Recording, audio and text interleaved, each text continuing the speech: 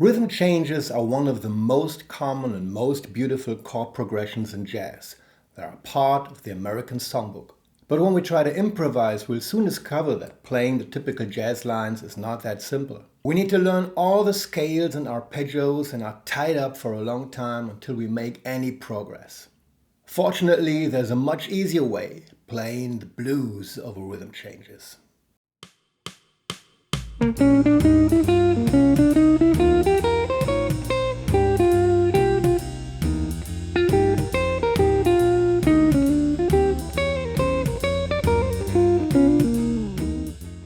Well, there are some traps to avoid. Let's talk about how to play the blues over rhythm changes in this video. Rhythm changes are named after the song I Got Rhythm by George and Ira Gershwin. The chord progression has been endlessly covered ever since. It's a classic 32 AABA form. Let's take a look at the A section.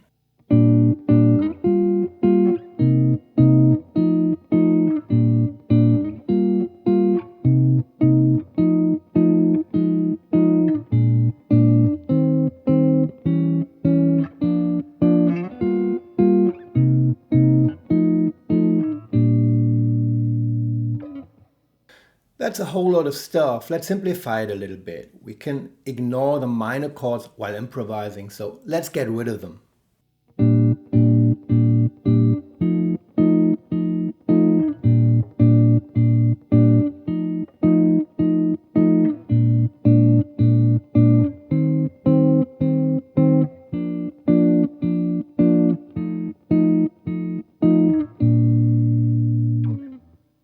The B section is a chain of dominant seventh chords, a chain of fifth.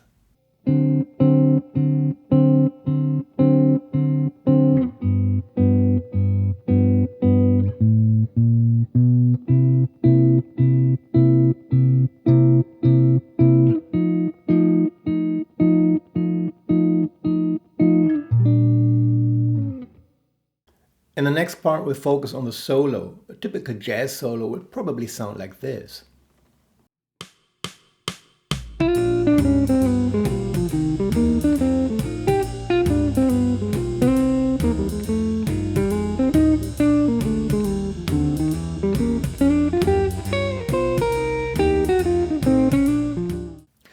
This means I'm playing on every single chord. I'm not saying it's wrong, of course it's not. But I'm saying it's hard work. But as I promised in the intro, we'll make it way easier and play the blues. Thinking of blues, what comes to mind is the minor pentatonic. Let's give it a try.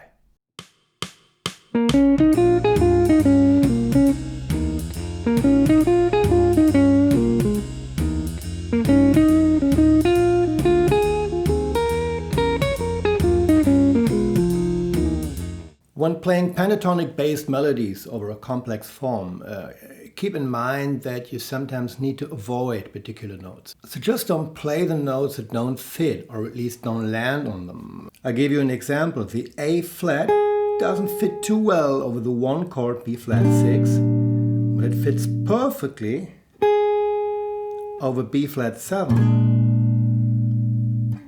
The major pentatonic is the same box as the minor pentatonic with 3 notes to the left. Here it is with a backing track.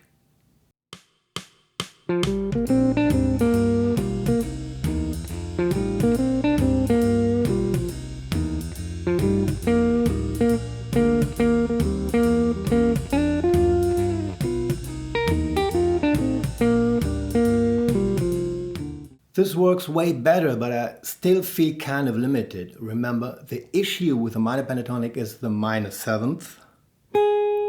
So why not simply replace it with the 6th? This gives us a little bit of a Dorian texture. This is a common trick used by probably all of the great players. I really love it too. Here it is.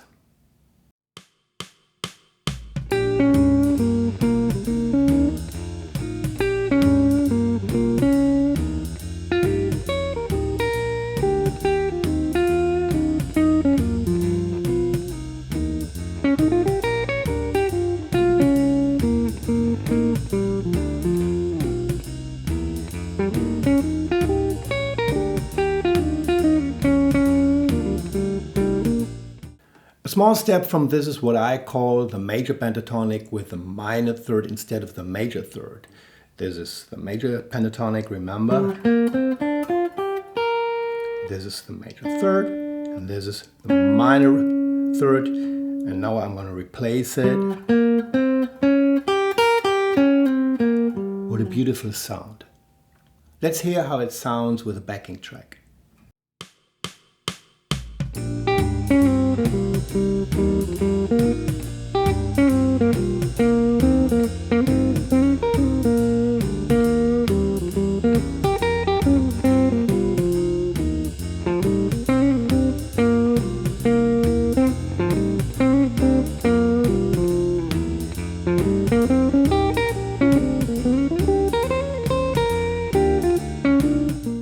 Now, one of the greatest things about rhythm changes is the B section, the chain of dominant seventh chords.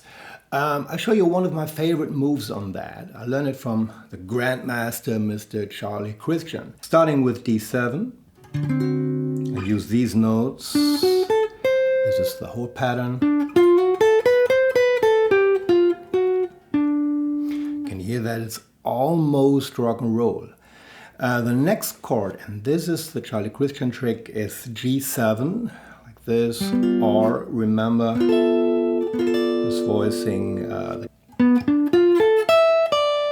Sounds a little bit like James Brown. Can make a pentatonic out of this.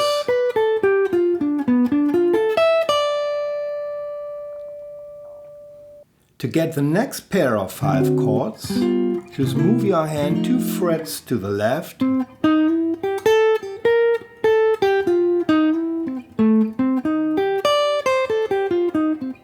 Do the same thing. This is why piano players envy us.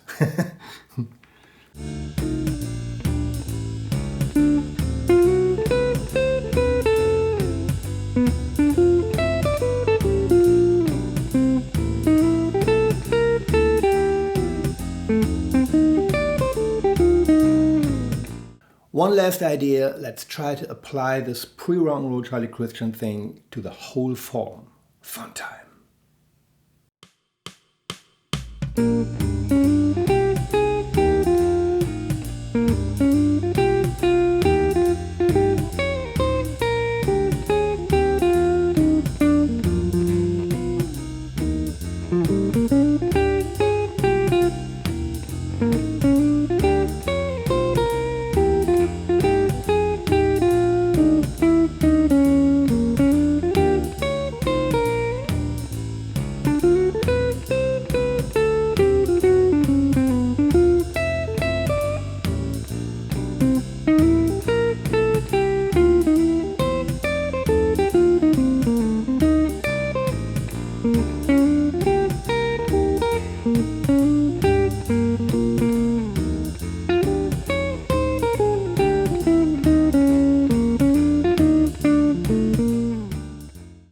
And if this got you curious about building your blues soloing from the ground up all the way to full confident solos, that's exactly what my course, the Solo Blues Guitar Roadmap, is for.